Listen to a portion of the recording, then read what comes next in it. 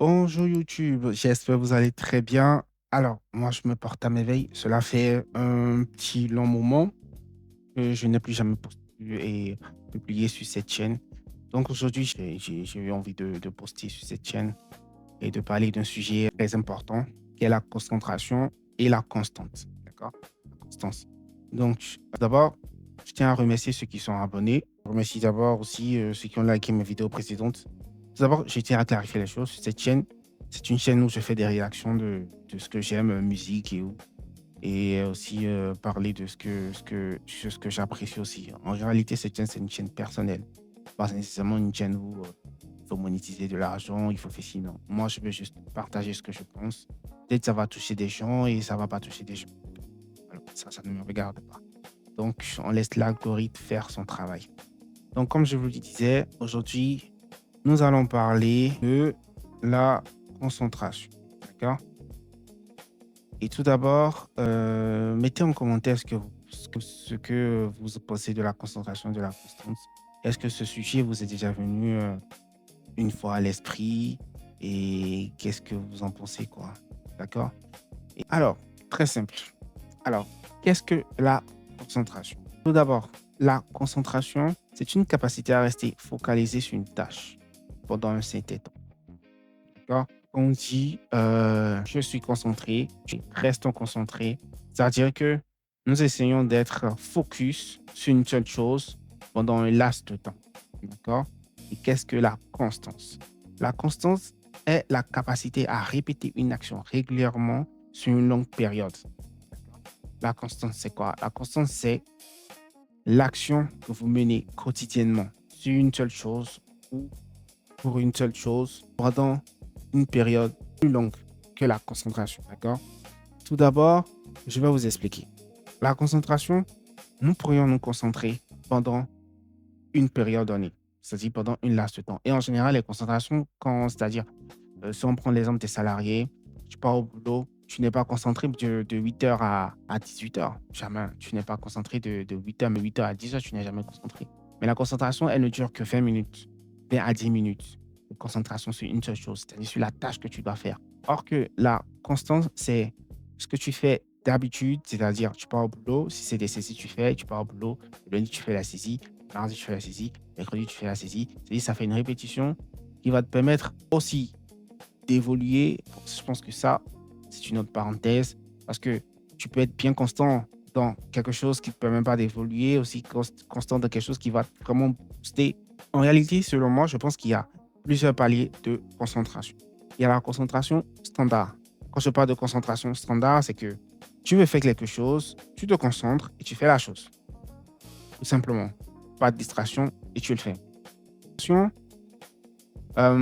parlé de standard, je suis en train de trouver un autre mot. Il y a la concentration un peu poussée. La concentration un peu poussée, c'est quand tu as fini de faire ce que tu dois faire et tu ressens, ton corps ressent encore le besoin d'être concentré. C'est-à-dire que tu n'arrives pas à sortir de cet état de concentration. Tu préfères rester dans cet état de concentration pendant encore un petit long laps de temps. D'accord? Et ça, c'est la concentration un peu poussée. Maintenant, la concentration poussée, et ça, je l'ai déjà vécu plusieurs fois, c'est ça qu'on appelle le flow. C'est-à-dire, tu es tellement submergé, tu es tellement concentré sur le point que tu te sens submergé par le point. C'est-à-dire, tu consommes tellement le truc que tu ne ressens plus d'émotion. Vous comprenez? Et ça, je l'ai déjà vécu plusieurs fois. Mais c'est pas répétitif, hein. Je l'ai vécu la première fois, je l'ai vécu, c'est quand je fais mes exos de maths. Ça, j'étais encore au primaire, secondaire, j'étais là. J'étais tellement concentré sur l'exercice que j'ai fini une page, deux pages, trois pages. Et là, j'avais pas faim. J'étais tellement concentré. Et après, j'ai fini. Je suis sorti de cet état d'extase et je me suis dit, mais qu'est-ce qui vient de se passer? Des fois aussi, je viens, je commence par travailler, je finis ce que je dois faire rapidement. Disons, c'est un pile de dossier. Je finis le dossier en 4-5 minutes. Et là, je finis ça rapidement. Vous comprenez?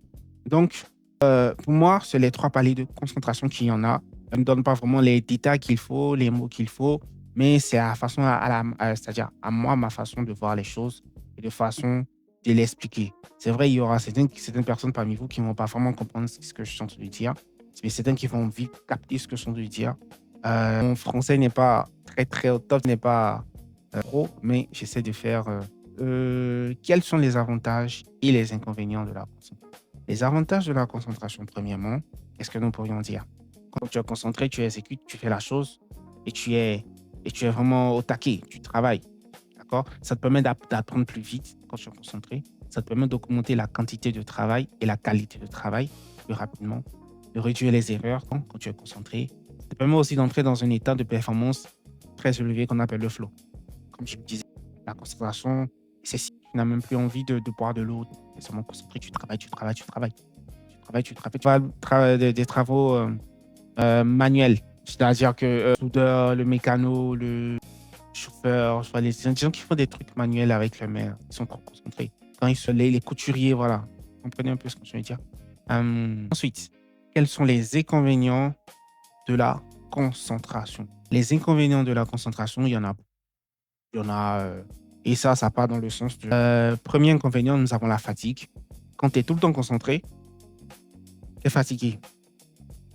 Parce que ça décharge les batteries mentales et physiques. Vous comprenez? Tu es vraiment fatigué. Tu te concentres pendant un moment, tu es fatigué pendant un long moment. Tu te concentres pendant un moment, tu es fatigué pendant un long moment. Et ça ne te permet pas vraiment des choses d'être équilibré.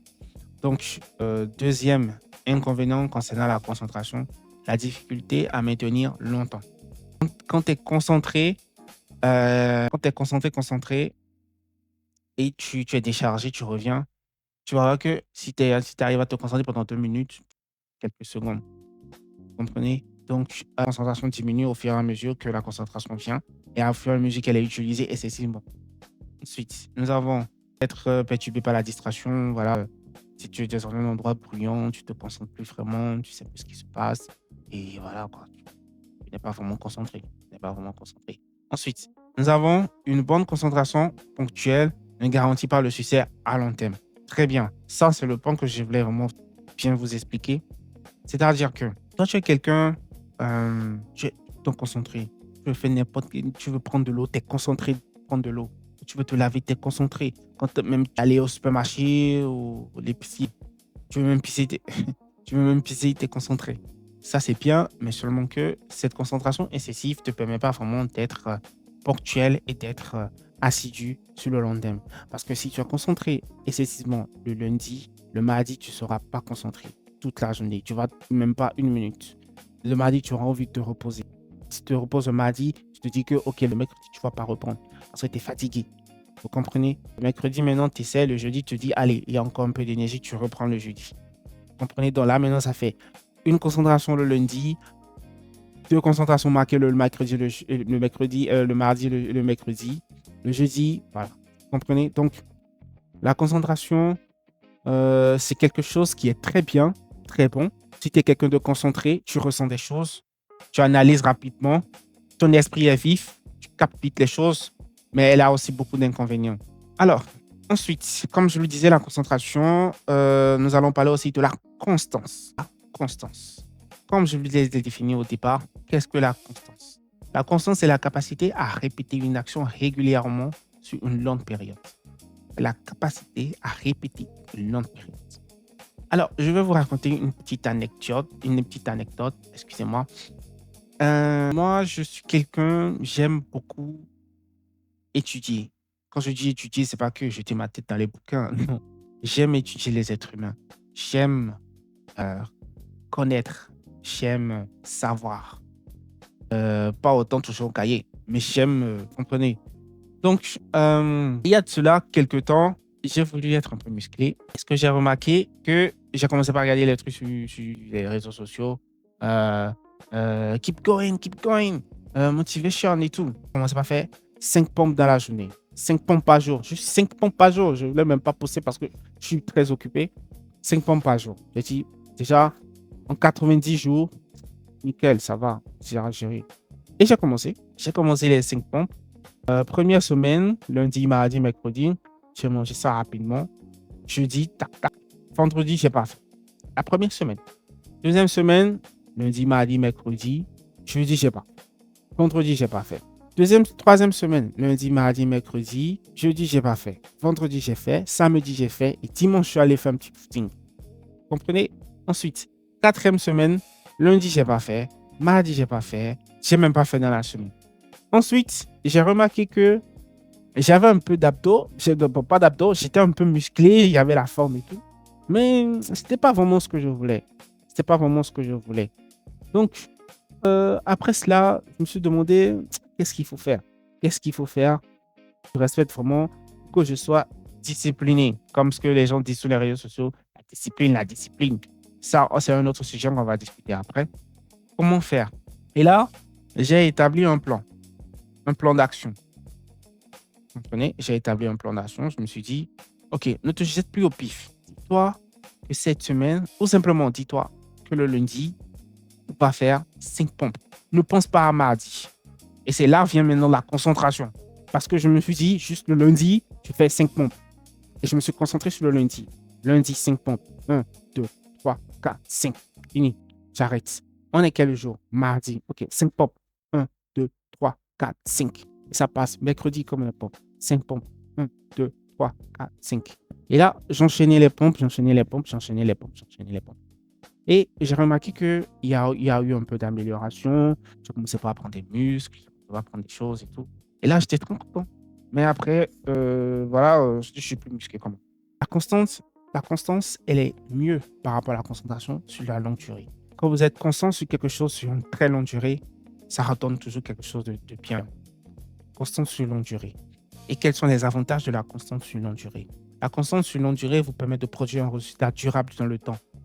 Pas seulement en un mois, 2 mois, mais un résultat qui est très favorable. Très, très favorable. Parce que quand tu es constant sur quelque chose, de bien ou de mauvais, tu as toujours un résultat. Vous comprenez? Ensuite, nous avons le développement des compétences progressivement. Bon, tu fais ça, tu t'échoues un peu, tu recommences, tu le fais. Parce que l'échec fait partie du processus. Ensuite, nous avons créé des habitudes solides. Quand tu es constant, tu mets ce que tu fais dans tes habitudes. Et quand on parle d'habitude, l'habitude, c'est ce que tu fais quotidiennement. Donc, tu mets la constante dedans. Ensuite, nous avons permet de progresser même avec peu de talent au départ. C'est-à-dire, tu te dis, aujourd'hui, je vais faire ça. Et tu le fais et tu passes. Pas de, aujourd'hui, je vais faire ça. Demain, je vais faire ça. Après, demain, je vais faire ça. Aujourd'hui, maintenant, là, je vais faire ça. Et c'est pour cela que j'ai eu envie aujourd'hui de vous faire une petite vidéo par rapport à ça. On va discuter un peu, voilà. C'est vrai, je ne montre pas encore mon visage, mais ça vient. Je suis en train de chercher, je vais changer mon téléphone, carrément prendre une caméra, commencer par montrer mon visage et là, on va plus se voir. Donc, ensuite, pour terminer avec les avantages, nous avons donne un avantage énorme sur les personnes qui abandonnent rapidement. Donne un avantage énorme sur les personnes qui abandonnent rapidement. Quand tu es constant et tu le fais avec quelqu'un qui abandonne dès le matin et toi tu es constant, tu pars vers un résultat. Mais lui, il a abandonné au départ. Ensuite, nous avons quels sont les inconvénients de la constance. Les inconvénients de la constance, nous avons premièrement, les résultats peuvent mettre du temps à apparaître. Parce que comme c'est sur la durée, on ne sait pas quand ça va venir, mais ça va venir. Ensuite, vous pouvez devenir monotone. Tu deviens monotone, c'est-à-dire que là, toi, tu nécessite de la discipline. Voilà, ça c'est un autre sujet qu'on va parler après. Est-ce que la constance et la discipline vont de pair ou c'est deux choses différentes? Vous comprenez? Voilà. Ensuite, nous avons les échecs temporaires peuvent décourager. Comme je l'ai dit au départ, quand j'avais voulu faire un peu de pompe à la maison, j'ai commencé lundi, mardi, mercredi, jeudi, je le fais pas. Parce que j'étais pas discipliné, parce que le jeudi, je me suis déjà dit le mercredi que le jeudi, j'allais pas le faire. Vous comprenez un peu? Sujet avec lequel j'aimerais discuter avec vous. Dites-moi ce que vous en pensez en commentaire. Ça fait déjà un peu trop long. Donc, voilà. Selon moi, je préfère qu'il y ait un petit mélange de concentration plus constance. Parce que la constance, c'est un programme, un plan qui est planifié sur le long terme et qui nous permet, grâce à la concentration, de nous le faire quotidiennement. Parce que quand tu te dis que tu vas faire quelque chose sur le long terme, tu traces un plan de constance. Et quand tu veux faire la chose, tu dois être concentré dans le présent, pas dans le passé ni dans le futur. Parce que quand tu es concentré dans le passé, tu repenses aux erreurs et quand tu es concentré dans le futur, tu penses à ce que tu vas avoir quand tu vas atteindre cet objectif-là. Et là, ça ne te permet plus vraiment d'être concentré sur ce que tu dois faire. Et là, ça déséquilibre un peu la constance et le plan que tu t'es tracé. Donc, c'est tout pour aujourd'hui. Je vous remercie de m'avoir écouté tout simplement. Et on se dit, hasta la vista. Je ne sais pas quand l'inspiration va me venir. Et portez-vous bien, prenez soin de vous.